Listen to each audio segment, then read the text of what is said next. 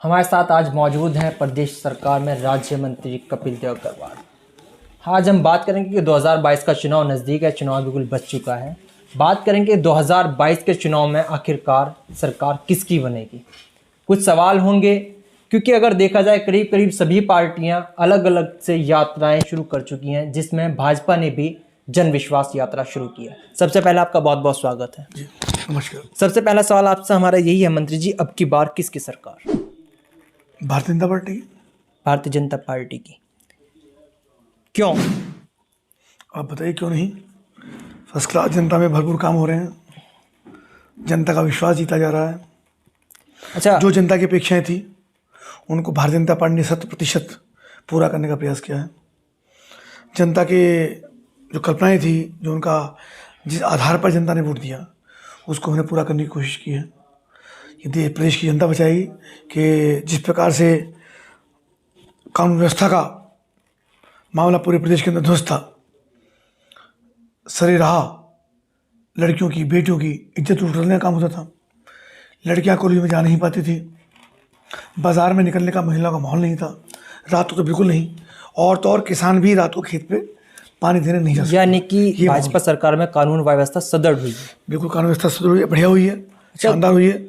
और केवल प्रदेश में नहीं हुई, प्रदेश की आगाज़ पूरे हिंदुस्तान के अंदर है कि योगी जी ने जो किया है कानून व्यवस्था को लेकर के, उसका आकलन, उसका एक तरीके से उसका अनुसरण सब प्रदेश के लोग कर रहे हैं। अच्छा, 2017 के चुनाव से पहले भाजपा सरकार ने जन परिवर्तन यात्रा शुरू की थी, जिसमें परिवर्तन 2017 में दिखाई भी दिया।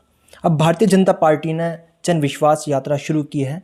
क्या फिर से जन विश्वास यात्रा के माध्यम से भारतीय जनता पार्टी जनता का विश्वास जीत पाएगी, जनता के दिल आप में विश्वास यात्रा में बना जाइए। पाएगी? मैं मुजफ्फरनगर में भी था, बिजनौर में भी था, कल मैं मोदी नगर, साहिबाबाद, लौनी, गाजियाबाद, सड़कों में हुजूम है लोगों का, और केवल पुरुषों का नहीं, बेटियों का, छात्राओं का, महिलाओं का, बड़े बुजुर्ग, नौजवान, बच्चे, सब। यानी योगी जी के प्रति एक आकर्षण, जनता में एक विश्वास, एक उत्साह, भरपूर उत्साह, और लोग उत्साहित हैं। यानी कि जन विश्वास यात्रा से भारतीय जन जनता विश्वास यात्रा इसलिए निकाली गई कि जनता के प्रति जो हमने एक सेवा करने का काम किया, मोदी जी ने 7.5 वर्ष में, योगी जी ने 5 वर्ष में, तो उनका विश्वास अगर हमने कायम रखा हो तो इस यात्रा के माध्यम से हमको आशीर्वाद दें। और जैसी जन विश्वास यात्रा में रिस्पॉन्स मिल रहा है, हमको पूरा भरोसा है कि भारतीय जनता पार्टी पहले से भी अधिक मतों से लौट रही है, पहले से अधिक सीटों से लौट रही है। जैसे कि बीच में अगर हम किसानों की बात करें, किसानों ने भारतीय जनता पार्टी से विश्वास उठ चुका था। हालांकि कुछ समय बाद सरकार ने उन कानून को वापस भी लिया। क्या जन विश्वास यात्रा से जो किसान का जो विश्वास है, फिर से भारतीय जनता पार्टी? विश्वास पहले भी था, विश्वास किसी का नहीं उठा। सबको अपनी बात कहने का अधिकार है, परिवार में भी लोग अपनी बात करते हैं, तो हिंदुस्तान तो बहुत बड़ा है, और कुछ बातें पे सहमति होती है, कुछ पे नहीं होती। आंदोलन हुआ, प्रधानमंत्री उसको वापस ले लिया, और जनता का विश्वास तो पहले भी यथावत था। चूँकि मोदी जी ने जिस प्रकार से सैनिकों का सम्मान बढ़ाया, गांव के अधिकांश बेटे सेना में भर्ती होते हैं, पुलिस में, मिलिट्री में, विभिन्न क्षेत्रों के अंदर जो सम्मान सैनिकों को बढ़ाने का काम किया, पुलिसकर्मियों को बढ़ाने का काम किया, सीमा पर जो नौजवान हमारे डटे हैं, जो बिल्कुल सीना ताने खड़े हैं पाकिस्तान चाइना के सामने, उनको जिस प्रकार से विश्वास उनके प्रति कायम हुआ। दीपावली अपने घर ना बना करके प्रधानमंत्री दीपावली मनाते हैं किसानों के, अपने सैनिकों के बीच में जाकर के। जब पुलवामा का हमला होता तो किस प्रकार से हमारे देश के नौजवानों ने पाकिस्तान में घुस के हमला करने का कोशिश किया, और मोदी जी ने वो किस प्रकार संरक्षण किया। तो ये सब चीज़ें हैं, इसलिए विश्वास तो पूरा कायम है। उनकी मांग थी, जो भी निर्णय हुआ, लेकिन वो वापस हो गया। अच्छा, अंत में आपसे एक सवाल है। अभी पिछले दिनों इनकम टैक्स की रेड पड़ी, जिसमें सपा के नेता कहे जाते हैं इत्र व्यापारी, लगभग 150 करोड़ की रकम वहाँ से बरामद हुई।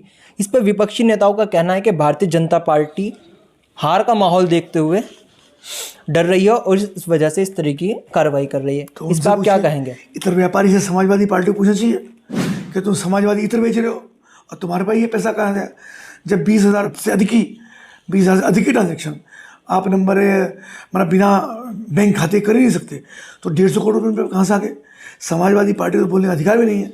समाजवादी पार्टी इत्र यानी अखिलेश यादव जी का उनको संरक्षण, उनको उनसे पूछना चाहिए कि तुम्हारे भी 150 करोड़ रुपये कहाँ से आए। नहीं, करीब करीब जो विपक्षी पार्टी हैं, जो विपक्षी नेता हैं, वो सब यही कहते हैं कि जब भारतीय जनता पार्टी को लगता है कि हार की ओर है, हार की डर की वजह से जो सरकारें इस तरीके की कार्रवाई कर रही है। इनकम टैक्स, एक्साइज, ये गवर्नमेंट डिपार्टमेंट है, ये अपना काम खुद करते हैं।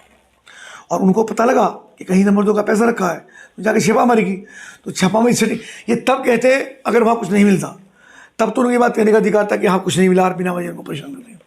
तो जब इतनी बड़ी रकम वहाँ मिली है तो निश्चित रूप से बड़े बड़े धंधे वाले लोग जिन्होंने जनता का खून चूसने का काम किया, नंबर 2 का पैसा किया, गवर्नमेंट का टैक्स नहीं दिया, गवर्नमेंट इनकम टैक्स नहीं दिया, ये ऐसी भी आप कार्रवाई हो रही है।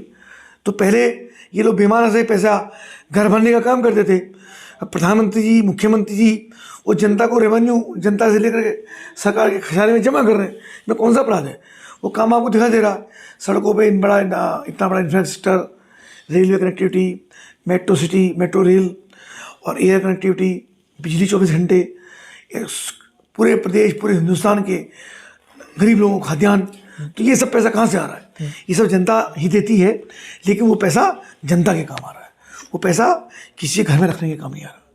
मुझको लगता है कि योगी आदित्यनाथ दोबारा मुख्यमंत्री बनना। 2022 में चुनाव किस घोषणा पत्र के साथ सरकार, यदि सरकार बनती है तो कुछ हमने विकास किया है, भरपूर लोगों का सम्मान किया है, लोगों का विश्वास जीता है, जनता के भरपूर, और जनप्रतिनिधियों ने पूरी जिम्मेदारी के साथ, जवाबदेही के साथ पूरे 5 वर्ष काम किया। हम जनता के बीच में रहें तो हमको लगता है कहीं कोई मामला नहीं है और पहले से अधिक मतों से हम चुनाव जीतने वाले हैं।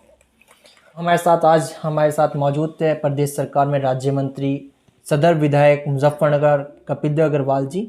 जब इनसे बात की गई कि सरकार 2022 के चुनाव में किस मुद्दे पर आएगी, तो जवाब था कि विकास के मुद्दे पर आएगी। विकास किया है, लोगों का विश्वास जीता है, और कानून व्यवस्था जो देखी जाए, पहले भी सरकार रही है और इस सरकार में कानून व्यवस्था बहुत सुदृढ़ हुई है। और आज के समय में किसान और बेटियां बिल्कुल बिना डरे, बिना घबराए कहीं भी किसी वक्त जा सकती हैं।